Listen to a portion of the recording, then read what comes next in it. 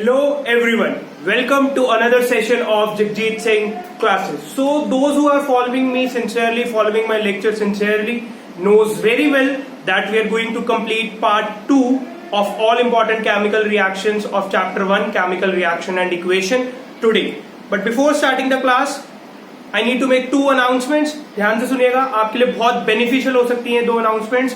तो first announcement, for class 11th, class 12th, JEE Mains and for NEET, we are going to start a brand new series for IUPAC nomenclature of organic compounds. For IUPAC nomenclature of organic compounds.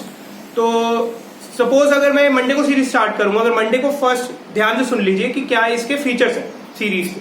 Monday को मैं अगर series start करूंगा तो Monday, Wednesday, Friday every alternative video upload होगा. But on Tuesday, Thursday and Saturday, I will be coming live on YouTube on my channel Jagjit Singh classes, and we will be practicing at least 30 to 40 structures of organic compounds which we have studied in previous class. Okay? मतलब कि एक class में हम rules पढ़ेंगे, उनको अच्छी तरह समझेंगे, अपने अंदर इम्बाइब करेंगे रूल्स को, फिर next day we will practice at least 30 to 40 structure on those rules.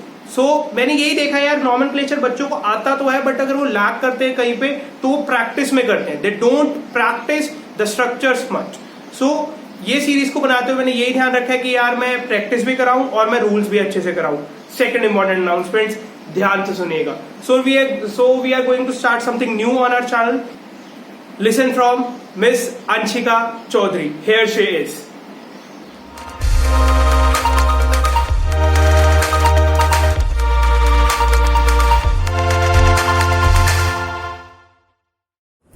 Hello friends, Jai Hind. I'm Anshika Chaudhary and I'm your social science teacher on Jagjit Singh classes. Sir have already introduced me that I'm your social science teacher. Friends, soon I will come up with my 10th class NCERT book.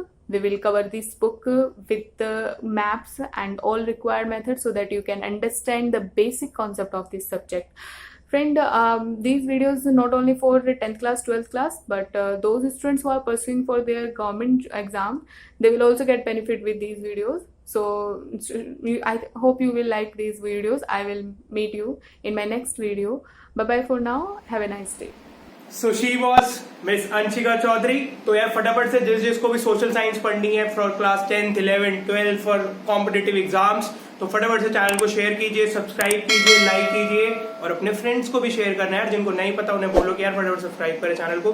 तो आइए फिर आज का lecture start करते हैं. Part 2 of all important chemical reactions of chapter 1. तो आइए यार फिर स्टार्ट करते हैं अपने रिएक्शंस को पढ़ना. तो सबसे पहले रिएक्शन है iron plus copper sulphate will form FeSO4 plus copper. यार इसको अगर मैं ध्यान से देखूं कि आयरन ने क्या करा है, कॉपर को डिस्प्लेस कर दिया. आयरन ने क्या करा है, कॉपर को डिस्प्लेस कर दिया. इधर क्या करा है, जिंक ने कॉपर को डिस्प्लेस कर दिया. इधर क्या हुआ, लेड ने कॉपर को डिस्प्लेस कर दिया. तो मुझे ये बात तो समझ आएगी ये तीनों की तीनों किसके एग्जाम्पल है, डिस्प्लेसमेंट रिएक्शन. तो यार आपको लग रहा हो कि यार इसमें है क्या फिर बताने वाला, इजी तो है, पहले भी लेक्चर्स में बताया, बट नहीं, ये रिएक्शंस इंपॉर्टेंट है because in this case copper sulphate reaction का कलर था ब्लू कलर. कॉपर सल्फेट का कलर था ब्लू कलर. बट जैसे ही रिएक्शन हुई ये कन्वर्ट हुआ FeSO4. तो FeSO4 बनने की वजह से क्या हुआ इस रिएक्शन में, blue colour fades away. Blue colour fades away. और सेकंड चीज क्या हुई, फर्स्ट तो ये हुआ बट सेकंड क्या हुआ, जो ये आयरन नेल थी तो क्या हुआ, उसके ऊपर copper starts depositing on iron nail. तो दो बातें पता लगी मुझे इस रिएक्शन से. फर्स्ट कि ब्लू कलर ने फेड करना स्टार्ट कर दिया. सेकंड, जो आयरन नेल थी उसके ऊपर कॉपर ने डिपोजिशन स्टार्ट कर दी. अगर मैं यहां बात करूं, यहां पे भी कॉपर का ब्लू कलर था. और जिंक कैसा होता है भाई, ये होता है कलरलेस. तो अगर मैं बात करूं कॉपर क्लोराइड, इसका कलर होता है ब्लू ग्रीन. यहां पे क्या हो जाएगा, blue green colour will fade away. Colour will fade away. तो ये तीनों रिएक्शन इंपॉर्टेंट है from colour changes point of view. तीनों रिएक्शन इंपॉर्टेंट है colour changes point of view से. तो फटाफट इनको वीडियो पॉज करके नोट कर लीजिए या फिर स्क्रीनशॉट ले लीजिए। तो चलिए फिर चलते हैं नेक्स्ट सेट ऑफ रिएक्शन, फटाफट से खत्म करेंगे आज इस चैप्टर को। तो अगर मैं नेक्स्ट सेट ऑफ रिएक्शन की बात करूं तो ध्यान से सुनना, अगर मैं कॉपर के ऊपर से ऑक्सीजन को पास करूं it will form copper oxide. में बैलेंसिंग नहीं कर रहा हूं, ध्यान से सुनना। अगर मैं कॉपर के ऊपर से ऑक्सीजन पास करूं it will form copper oxide. Clear है भाई? अगर अब मैं कॉपर ऑक्साइड के ऊपर से हाइड्रोजन पास कर दूं तो रिवर्स हो जाएगा रिएक्शन का, ये बना लेगा कॉपर प्लस H2O। अब ध्यान से देखना बात को, कॉपर कैसा कलर है भाई? ब्राउन, सबको पता है। कॉपर ऑक्साइड का कलर कैसा है? ब्लैक कलर है ऑक्साइड का। बट यहां पे जो ब्लैक कलर था ऑक्साइड का, on passing hydrogen will give brown colour back. बात समझ आ रही है सबको कि जब मैंने कॉपर को ऑक्सीजन से रिएक्शन कराया तो कॉपर ऑक्साइड बना, कॉपर ऑक्साइड का ब्लैक कलर था, बट मैंने जैसे ही उसके साथ हाइड्रोजन पास करी तो उसने रिएक्शन करके कॉपर प्लस H2O बना लिया और ब्राउन कलर मेरे पास फिर से आ गया। तो आइए चलते हैं फिर नेक्स्ट सेट ऑफ रिएक्शन की तरफ। तो ध्यान से सुनिएगा, अब मैं बात करूंगा रेस्पिरेशन और फोटोसिंथेसिस रिएक्शन की। तो अगर मैं एक लाइन में सम अप करूं, रेस्पिरेशन रिवर्स प्रोसेस है फोटोसिंथेसिस। आइए समझते हैं कैसे। मतलब कि अगर रेस्पिरेशन सीधी प्रोसेस है तो फोटोसिंथेसिस उल्टी प्रोसेस है। ध्यान से सुनना बात को, ध्यान से सुनना। रेस्पिरेशन है एक एक्सोथर्मिक प्रोसेस, रेस्पिरेशन है एक exothermic process, whereas photosynthesis an endothermic process. It means in exothermic process or in respiration heat is evolved. Heat is evolved. In photosynthesis heat is absorbed. Heat is absorbed. तो सही समझते हैं इस बात को। आइए तो ध्यान से देखिए, रेस्पिरेशन में क्या होता है? रेस्पिरेशन में मेरा glucose C6H12O6 on reacting with oxygen, में बैलेंसिंग नहीं कर रहा हूं, ये मेरे को देता है CO2 plus H2O plus energy. Energy या हीट अगर रिलीज हो रही है, या फिर मैं बोल सकता हूं हीट, ये अगर रिलीज हो रही है तो ये किस टाइप की रिएक्शन हुई भाई? Exothermic process. अब मैं बात करता हूं फोटोसिंथेसिस की। इन फोटोसिंथेसिस CO2 की presence H2O will give sunlight absorb करके, मतलब energy, the required energy, it will give C6H12O6 plus O2। तो अगर मैं ध्यान से देखूं, यहां पे जो रिएक्टेंट्स थे, इस रिएक्शन में बन गए प्रोडक्ट, और यहां पे जो प्रोडक्ट थे इस रिएक्शन में बन गए रिएक्टेंट। तो मुझे इससे बात पता लगी कि अगर रेस्पिरेशन फॉरवर्ड रिएक्शन है तो फोटोसिंथेसिस एक बैकवर्ड रिएक्शन है। क्लियर है सबको ये बात कि फोटोसिंथेसिस और रेस्पिरेशन से रिलेटेड अगर कोई क्वेश्चन पूछा जाएगा 10th क्लास बोर्ड्स में तो इससे बाहर नहीं पूछा जाएगा। तो आइए चलते हैं फिर next set of reactions. Note करते रहना बेटा साथ साथ। चलो तो नेक्स्ट सेट ऑफ रिएक्शंस की अगर मैं बात करूं तो अभी एक रिएक्शन है, ध्यान से सुनना। 2Ki plus Cl will give KCl plus I, will give KCl plus I। अगर चलो इसको मैं देखूं ये किस टाइप की रिएक्शन है, पहले ये देखते हैं। तो अगर मैं ध्यान से देखूं, ये ब्रेक हुआ इधर, ठीक है भाई। ये जब ब्रेक हुआ तो पोटेशियम आयन बना, आयन बना, तो इसने इसके साथ जाके रिएक्शन कर ली तो KCl बन गया और इधर I बन गया। तो अगर मैं इसको बात को समझूं तो ये किस टाइप की रिएक्शन है? ये रिएक्शन है डिस्प्लेसमेंट रिएक्शन।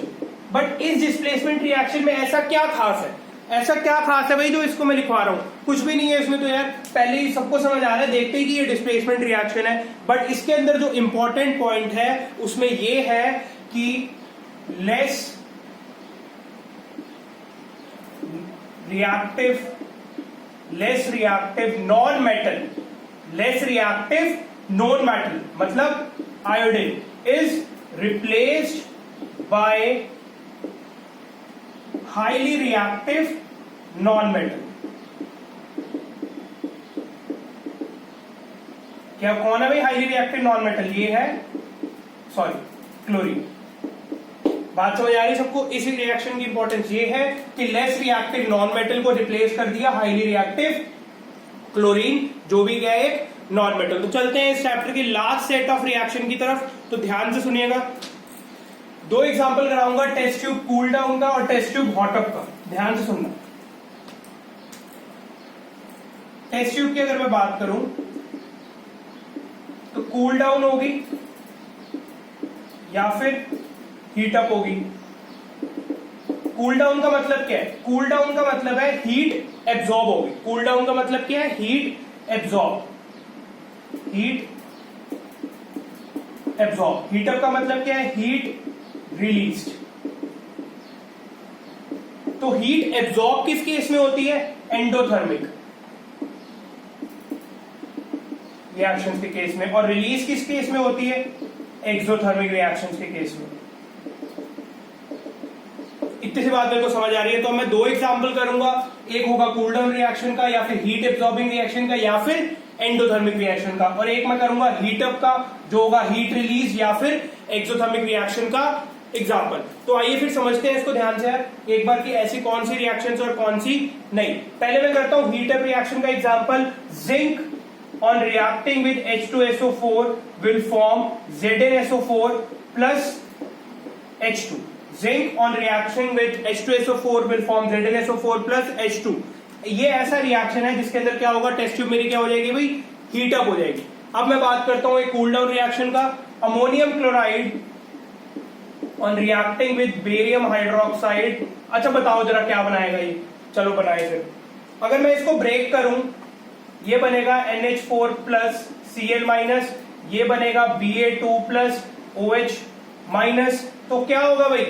क्या होगा? सबको पता है कि ये अपनी अपनी जगह एक्सचेंज कर लेंगे। तो it will form NH4OH plus BaCl2। तो ये कैसी एग्जांपल है? ये बना अमोनियम हाइड्रोक्साइड और ये बना बेरियम क्लोराइड। तो ये कैसी रिएक्शन है भाई? ये रिएक्शन है double displacement reaction, endothermic reaction. और इस केस में टेस्ट ट्यूब जो होगी वो क्या कर जाएगी? Cool down. तो इसी के साथ चैप्टर 1 हमने फिनिश किया। तो यार अगर आपको वीडियोस पसंद आ रही हैं और अगर आप न्यू सीरीज के लिए एक्साइटेड है या किसी को भी उससे हेल्प मिल सकती है, बेनिफिशियल है उसके लिए, तो प्लीज चैनल को लाइक करो, शेयर करो और सब्सक्राइब करो। तो मिलते हैं फिर मंडे को एक नेक्स्ट वीडियो के साथ। Thank you.